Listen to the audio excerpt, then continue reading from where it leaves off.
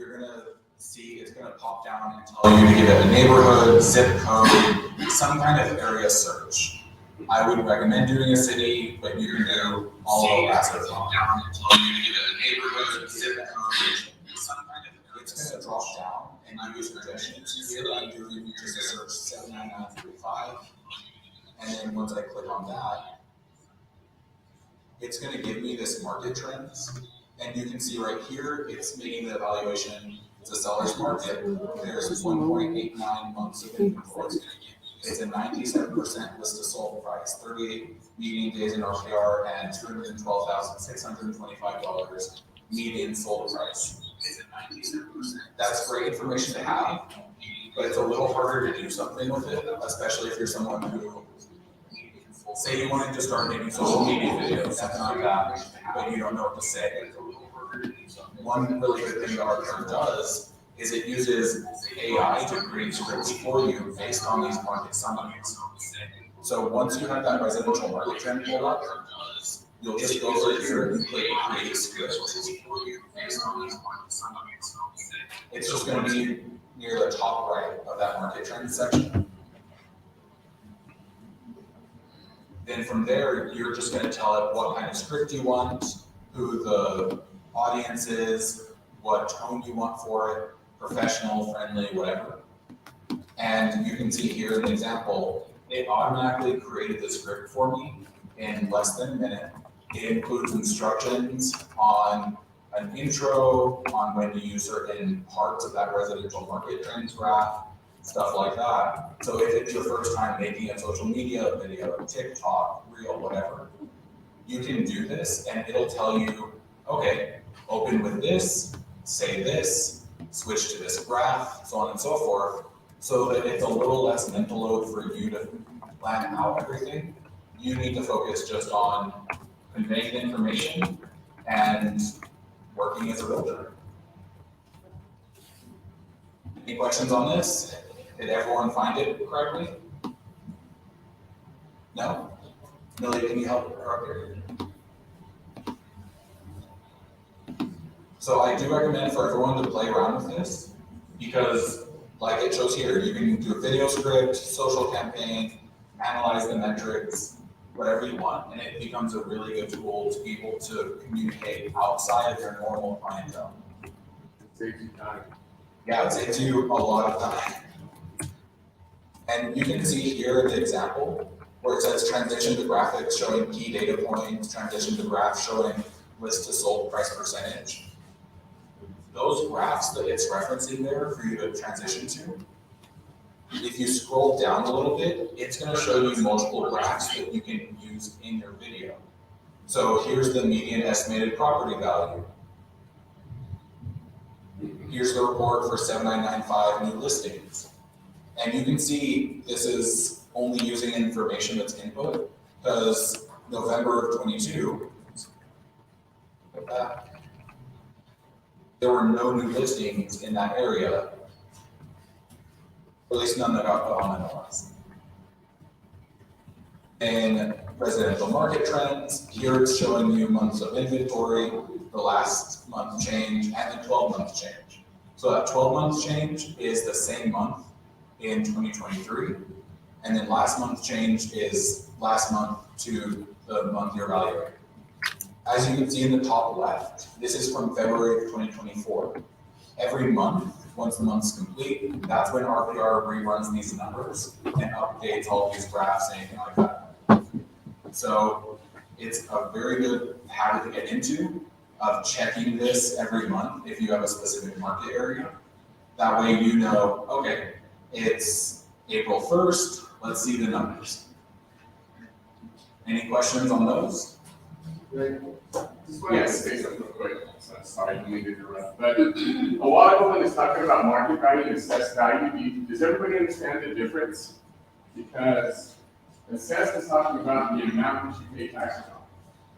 And that's going to change. That's going to vary from market value because people that have a homestead exemption, you have cap, which means they're going to pay on a lower amount. Because the way the cap works is, let's say, it's changed now for the new property tax relief bill, but your assessed amount will go up, not go up more than 10% a year. The market value can go to whatever the market's looking to sell it for, right? But the assessed only goes up 10% a year until it reaches that market value. So I think you have to keep that in mind when you're looking at some of this. The other thing to keep in mind is when you're talking about assessed value, you're not going to see any assessed value for 24 yet. Because the appraisal notices are getting ready to go out next month, and the tax bills don't come out until October. So that information is going to be always a year back, so it'll be for 23 when you're looking at the assessment, not if you're looking at something now. So the assessed value is always the numbers. It is because the assessment date is always January 1, and there's a whole process. In central appraisal districts throughout the state, they have to go out and value the properties by January 1. That's the assessment date. So once they do that, then they have to send out the appraisal notices, which you give out in the March 1st part of April, especially the residential. They'll continue to do that. Commercial goes out a little later, business personal property goes out a little later now. The deadline to file the time of protest is May 15th, or 30 days from the date of the notice, whichever is later. So then they have to certify the rolls by July 25th. So it's a very short window. That's when, once you start filing the protests and they start scheduling you for hearings, that's when you're going in and trying to work with fight your values to get them lower. But they have to be at least 95% of the total amount of value under protest by July 25th to certify what they call certifying the roll. That's when they give all the numbers to your entities, the taxing entities, and they start working on their tax rates, and then your tax bills go out in October. That was clear as mud. Thank you. April 23rd, I'm going to be doing a course on it, so if you haven't signed up, sign up. Anyone with very detailed questions about taxes, property taxes, stuff like that, sign up for Toby's course. It's going to be very good. Yes. So we can do city, county, city, we can draw on that. So you can draw on the map, but it won't automatically do the residential market trends. It's going to do a residential area report, which I'll show. Actually, I'll just do that right now. But the one difference in AI. No, it won't do the AI or anything like that automatically based on the drawn map by itself. So when you hit create report right here, should be up. Yeah. So create report right here. It's going to make a text report for this market activity report. So it's going to have all of that same graphs and information, everything like that, as well as a little more. But it won't make the script for you by default. Yes. Sorry, what was that? It's in a flat area. So there's a few filters for that. I've noticed RPRs tends to be a little more outdated. I would recommend using the MLS for that because it links straight to FEMA.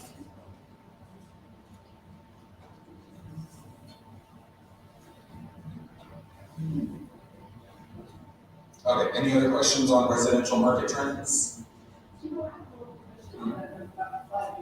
On my toolbar, I just keep the flood map icon there. But you said you can get some additional less. So the MLS has a flood area, but it's taken straight from FEMA. Let me pull it up real quick.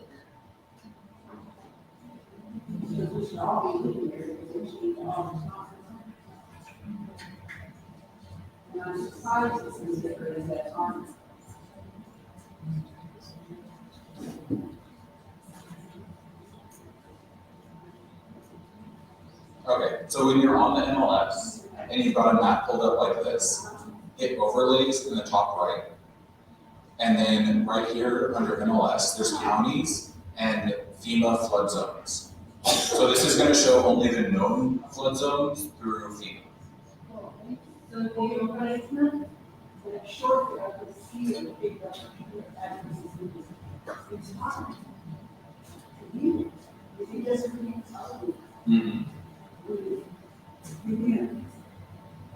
So it will. It won't have to wait before the third.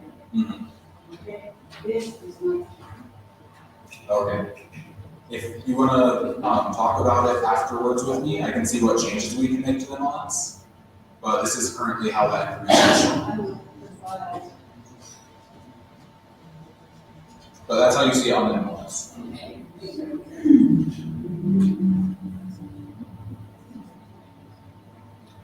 Okay, that should be it from residential market trends. School search. So this is one of the other searches you can do that I talked about earlier. So this is going to show you reviews and ratings. Reviews aren't as common because not a lot of people go and give reviews for schools. But anyone who has given a review using Niche, the source they have for school information, it will show those reviews. So you can see right here, I just got a quick example for Vista Hills Elementary School, and it's going to show both the school and the district the school's in, as well as break it down by graduation rates, average GPA, teacher pay, average ACT, SAT scores, multiple things. So you can look at this breakdown and say, okay, this is why it's rated A minus. They have great scores, they have great everything, but teacher pay is low, something like that, which is much more useful, especially when communicating with clients versus just, okay, here's an A minus rating, look into it. Any questions on the school search? And they will show the schools. Hmm? And they will show the public schools. They'll show any schools they have information for. So if private schools disclose that and Niche has that information, it'll show private school reviews as well. But both public, private, and charter schools are searchable on RPR. Yeah. Okay, we're gonna move on to reports. So this is where you are gonna do your CMAs, sellers reports, stuff like that. To get there, you're just gonna hit reports at the top menu, and it's gonna have a little drop down for you. These are some of the reports that you can do. They're not all of them, and I'm gonna be going into more detail on some of these, especially like CMAs, seller report, property flyer, some of those, but you'll get more use of just day to day. So the easiest way to do a CMA, you can see right here, I pulled up a listing. I'm just gonna hit at the bottom, CMA value. You do this from any property page, it's gonna be right there under the pricing tools. And whatever page you're on when you hit that, that's going to be your subject property. Would you put the address where it says, the address there, and then start using? Yes, so anytime you're on a property report period, you can do it. So either from the home page, we're just gonna do this map, tell it to include for sale.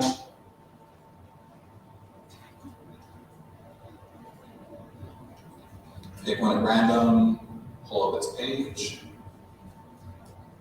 and then I can do CMA value from there.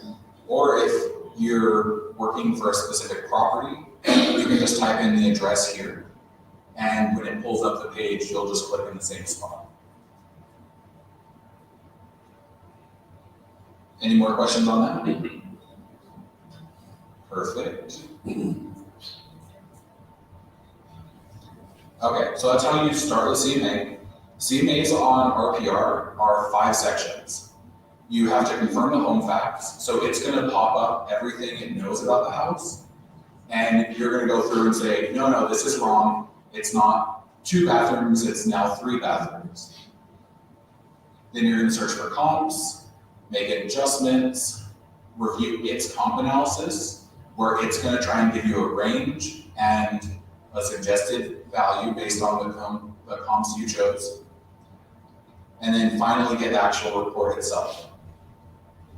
So when you click on the CMA button, we're gonna start off on confirm home facts. And you'll notice real quick where it says select analysis type, that's gonna be the type of analysis you're doing. If you're someone who you're very experienced with CMAs, your broker taught you this is how you do it, this is how you make adjustments, stuff like that. Make sure you do sales comparison analysis. That is what will allow you to make dollar amount adjustments If you use comparative analysis, it's going to give you a slider, and you'll say, okay, this comp is worse than my subject, this comp is better than my subject.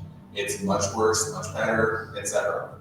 And it will automatically move numbers around for you based on that. I'm not going to tell you which to do, talk to your broker. But once you're ready, just hit confirm facts, and it's going to pop up like this. So you can see on this listing example I'm doing, under total baths, public records only have 2 baths at this property, but the listing that's currently in the MLS has 3. I checked this listing, it hadn't been listed in 20 years. So odds are they added a bathroom during that time. So anytime you see a difference between those under your changes, that's where you'll say, this is correct, this is wrong, so on and so forth. And that way it knows what you're comparing when it gets to the comps. Yes? In the public property that has an individual owner that I'm actually missing, it's like 2 buildings. So I have it in public records here, that is better than that, but in reality, there's 1 building to bed in that, and the other one has a bed in the back. So it's giving me the tool. Can I separate that? So this is one of those spots I have to be very careful on and start with ask your broker. Okay. But as far as the technology is concerned, whatever information you give it here is what it's going to use. So if your broker tells you to do it one way, as long as you give it the info, it'll use that info you gave. But if my broker tells me to separate the 2 buildings, do I have that option there? Separate like in quarters, those specific information there. So it won't let you split out like that. You would have to kind of run 2 separate ones. Okay. Yeah. Any other question before we go to the next step? Yes. Can you do after repair value? Do that Can you do what? after repair value? So you mean like make manual adjustments to increase or decrease? So like let's say someone wants to buy a car that's ran down. When they upgrade and fix what they need to fix, could I do that with that? To somewhat estimate the yield of the new value? So you could do a CMA based on the projected improvements. Yes.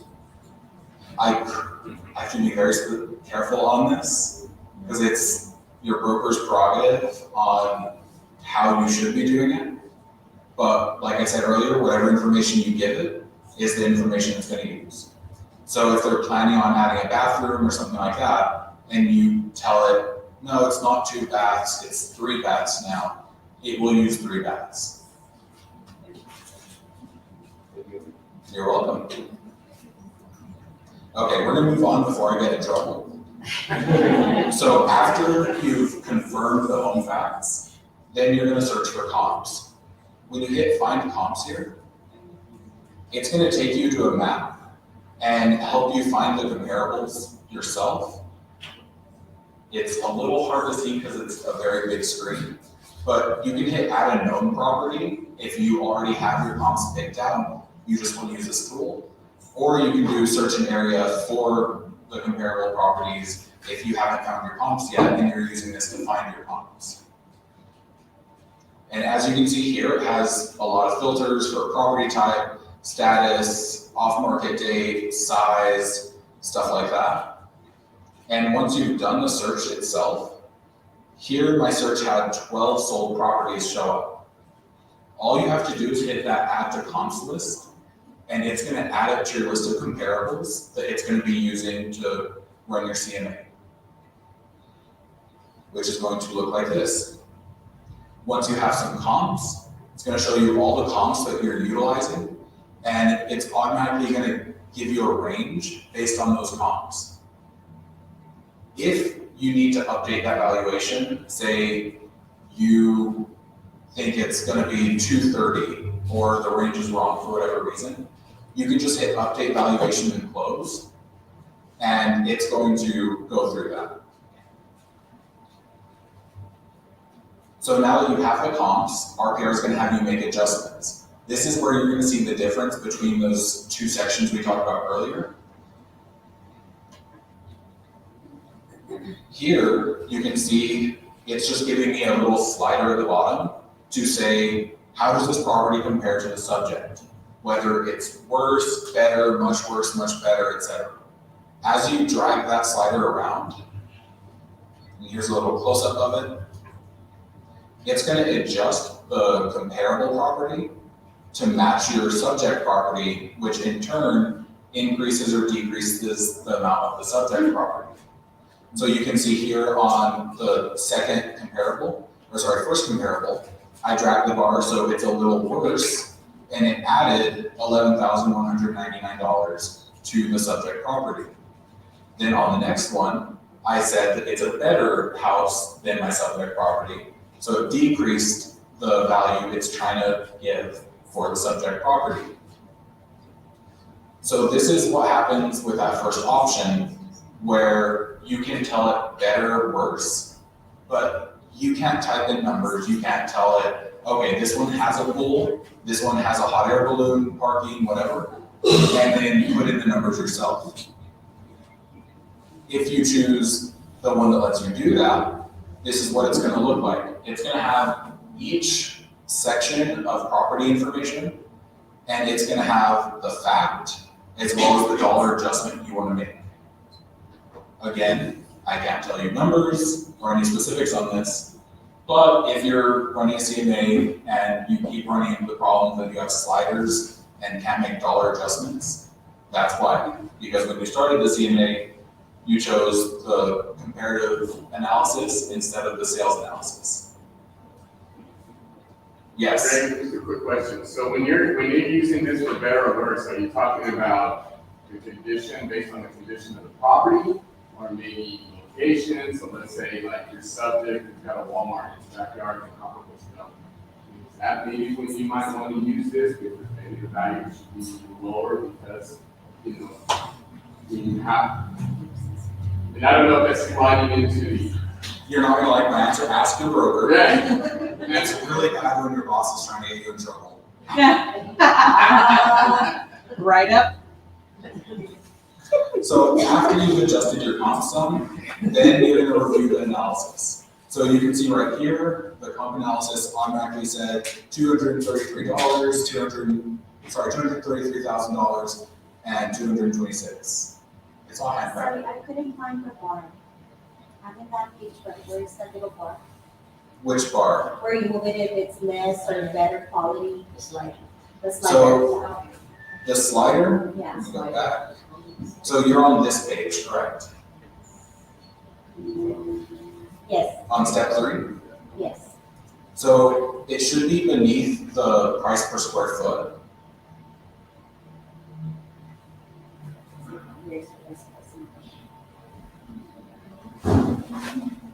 Do you by any chance have a bunch of boxes instead of a slider? Yes. Okay, so like I said earlier, you chose the second option there that lets you adjust by dollar amount Oh, instead of just a general adjustment. okay, I know. Yeah, and I'll move to RPR real quick, just in case anyone missed where that is.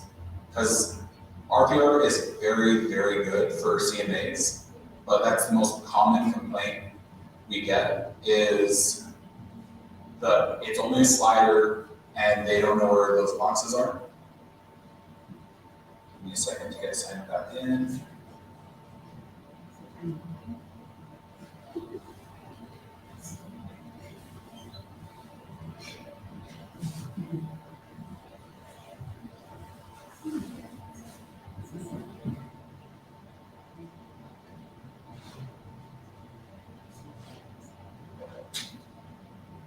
Okay, so right here, comparative market or comparative analysis is where you do the sliders.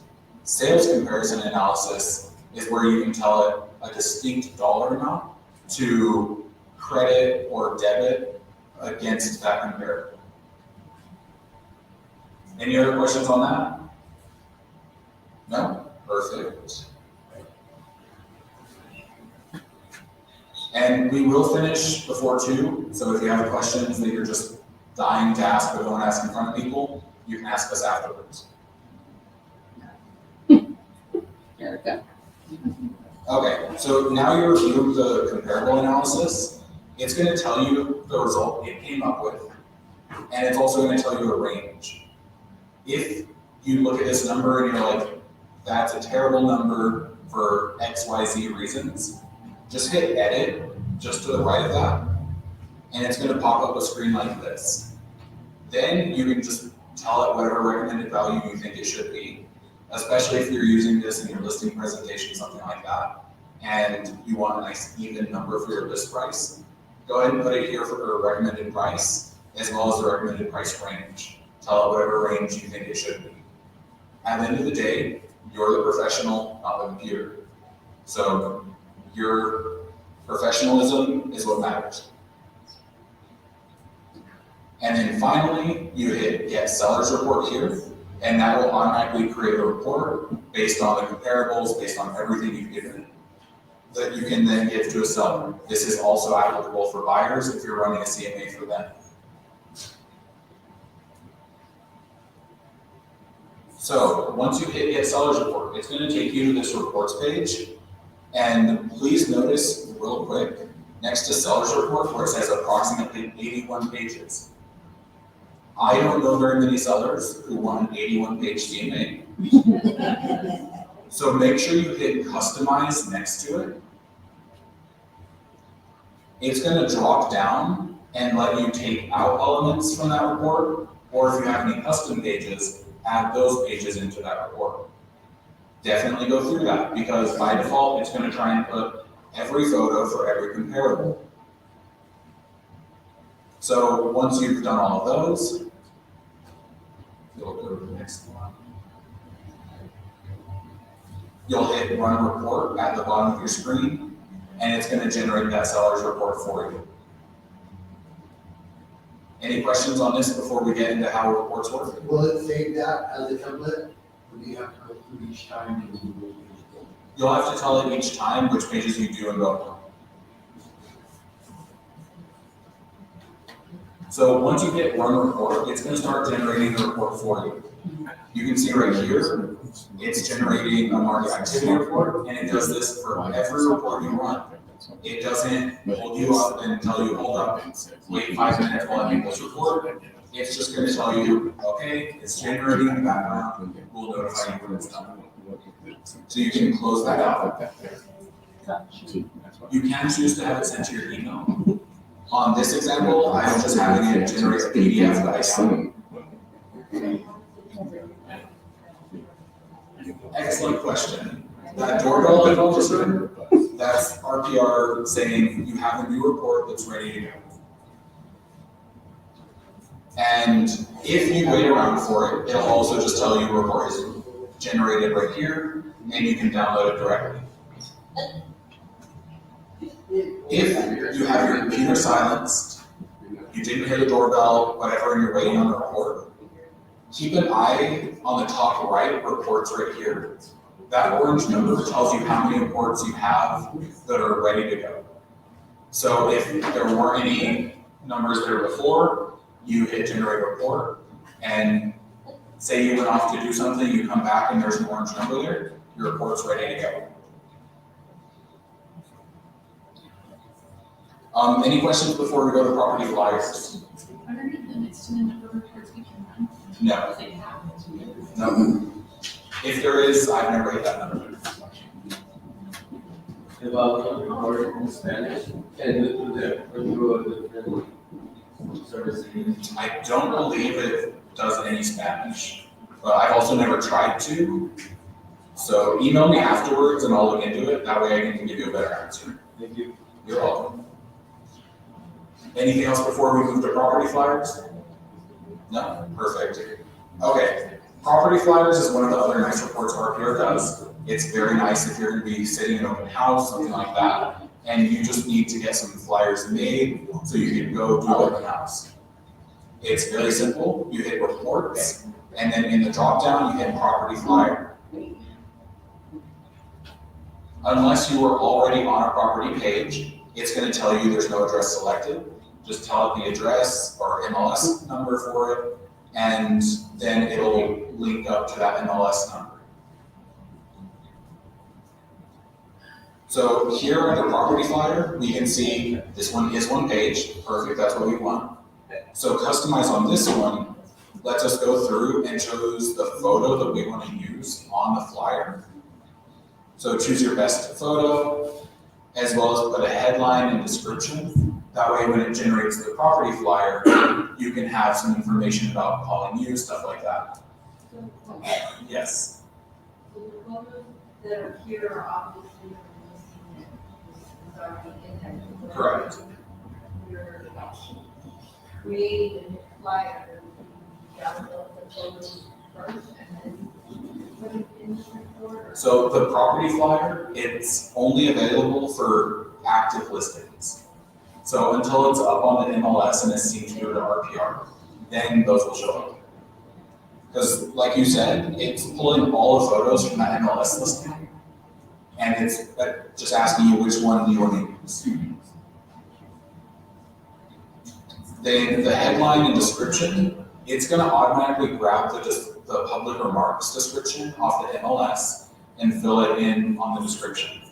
I would recommend for everyone to write their own description, but like the AI script, if you don't want to write it, it auto-fills it with the public remarks for that MLS number. And then if there's any information you don't know on the flyer, say your bill, tax amount, subdivision, whatever, you just tell it right here, kick that off the flyer, and it'll kick it off. And then, like I said earlier, all of these reports, you can have either display now, where it generates the report, lets you download it, or you can have it email. This is nice if you're sending a report straight to your seller or buyer or whatever. You can put their email in here and have it CC you. Or you can just download it yourself and double check everything came out correctly and send it to your client that way. Any question on the flyer before we move on? All right. Okay, next one is the market activity report. So the market activity report is automatically going to be available for only cities, state, zip, neighborhood, whatever. You can't do this for a specific property. You have to give it some kind of area. And you can also do this straight off the map. Say you want to do an undefined neighborhood, just a group of 10 houses or whatever, you can draw up your area, then hit create report, and this is the report it generates. Once you give it the area, in my example I use 79935, it's going to generate a 26-page market activity report, where, same as the CMA from earlier, make sure you hit customize and tell it what you do and do not want on there. RPR is always going to try and give you more information than you necessarily want. And it's much better to have more information than you can throw away than not have enough information. But you can see all of that information that it's going to try and verify with you, as well as filter by. So since I did 79935, it's going to give me a market activity report for everything in 3.5. But say I only want to know houses built between 2020 and 2024. In that year built section, I can just tell it 2020 to 2024, and it's going to further filter my market to only show houses that fit all of my criteria there. Any questions? No? Perfect. Then, like all the other reports, you just hit run report, and you'll get a nice doorbell to ring and notify you have a report. Did we have a question in the back? No? No. Yes. I noticed that on the reports, if I wanted to email them, it's the wrong email account. Is there a way that I can update that email account? Yeah, so in your profile, it tries to use the email that you have in your profile. So you may have to just change your email on RPR's profile. Correct. Since RPR is a separate account in the MLS, it won't automatically seek any address changes there. So this market activity report, it means something, but it says it means something. So you have to download it and then open it, is that how we do that? So it's a PDF. So it's going to download the PDF file and use whatever PDF viewer your computer uses by default. I would say it's, so that's a report, yeah, this is showing the really distressed economy. I think you have that right. So on the reports, it should also, if I remember correctly, it should show if it's a listing, the MLS number, or at least the address on all of it, depending on the settings, unless you told it not to. Because this market activity report, it's kind of like the hot sheet on the MLS, where it's going to show you changes, new listings, stuff like that.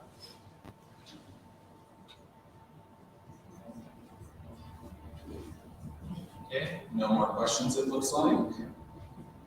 So again, when it pops up, just hit download report and you'll be good. Yeah.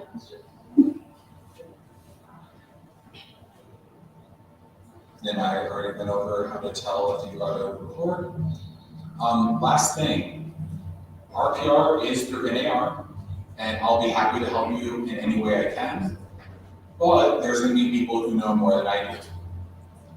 If you have a question and I'm unavailable, whatever, hit help in the top right. And just like the MLS, it's going to pop down with the support number, email, live chat, training videos. If you have a specific question, you can tell it, say, I need help on CMA, just tell it CMA, and it'll pop up any help results it has for writing CMAs, doing CMAs, etc. Same with market reports, flyers, all of that. And that's it for the RPR session. Any questions before we move on to a little compliance? Where do you say, you can find training videos? Because I don't think I don't know. That's okay, so under help, right here. It's gonna be under that training area. They have multiple webinars, videos, everything like that to train you on using RPR.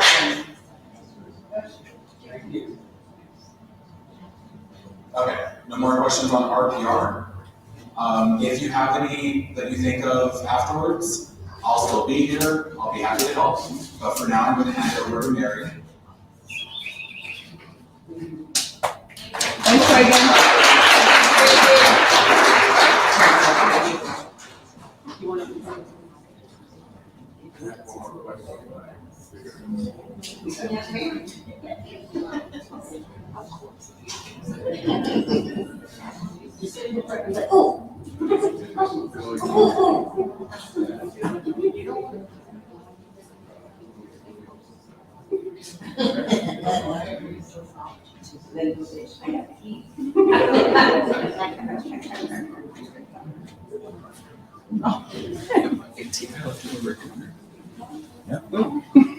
When the market died the first time.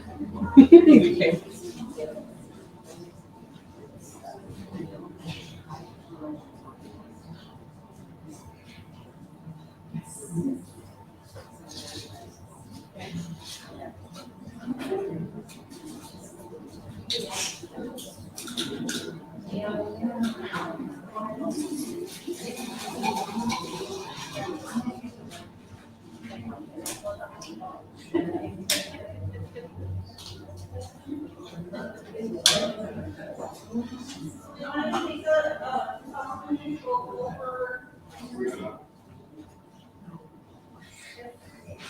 Is it not on the box?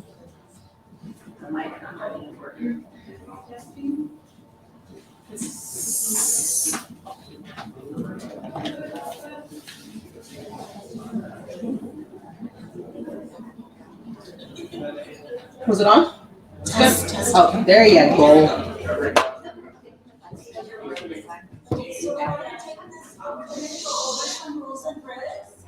Just to show you what the rules and regs are, they are in our website, elpasotx.com.